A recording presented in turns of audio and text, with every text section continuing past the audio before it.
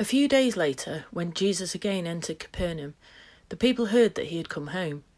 They gathered in such large numbers that there was no room left, not even outside the door, and he preached the word to them.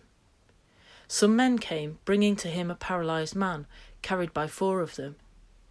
Since they could not get him to Jesus because of the crowd, they made an opening in the roof above Jesus by digging through it, and then lowered the mat the man was lying on. When Jesus saw their faith, he said to the paralysed man, "Son, your sins are forgiven." Now some teachers of the law were sitting there thinking to themselves, "Why does this fellow talk like that? He's blaspheming. Who can forgive sins but God alone?" Immediately Jesus knew in his spirit that this was what they were thinking in their hearts, and he said to them, "Why are you thinking these things? Which is easier to say to this paralysed man, 'Your sins are forgiven,' or to say, 'Get up, take your mat and walk'? But I want you to know that the Son of Man has authority on earth to forgive sins." So he said to the man, "I tell you, get up, take your mat and go home." He got up, took his mat and walked out in full view of them all. This amazed everyone, and they praised God, saying, "We've never seen anything like this." Once again, Jesus went out beside the lake. A large crowd came to him, and he began to teach them. As he walked along, he saw Levi, son of Alphaeus, sitting at the tax collector's booth. "Follow me," Jesus told him, and Levi got up and followed him. While Jesus was having dinner at Levi's house, many tax collectors and sinners were eating with him and his disciples, for there were many who followed him.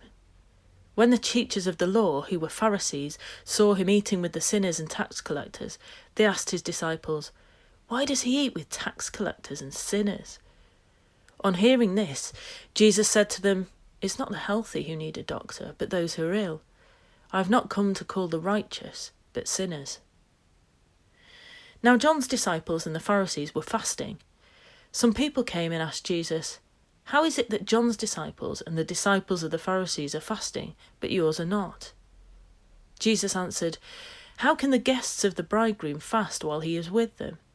They cannot, so long as they have him with them. But the time will come when the bridegroom will be taken from them, and on that day they will fast. No one sews a patch of unshrunk cloth on an old garment, otherwise the new piece will pull away from the old, making the tear worse.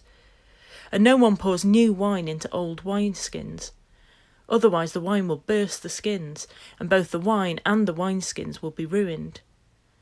No, they pour new wine into new wineskins." One Sabbath, Jesus was going through the cornfields, and as his disciples walked along, they began to pick some ears of corn. The Pharisees said to him, "Look, why are they doing what is unlawful on the Sabbath?" He answered, "Have you never read what David did when he and his companions were hungry and in need? In the days of Abiathar the high priest, he entered the house of God and ate the consecrated bread, which is lawful only for priests to eat. And he also gave some to his companions. Then he said to them, 'The Sabbath was made for man, not man for the Sabbath. So the Son of Man is Lord, even of the Sabbath.'"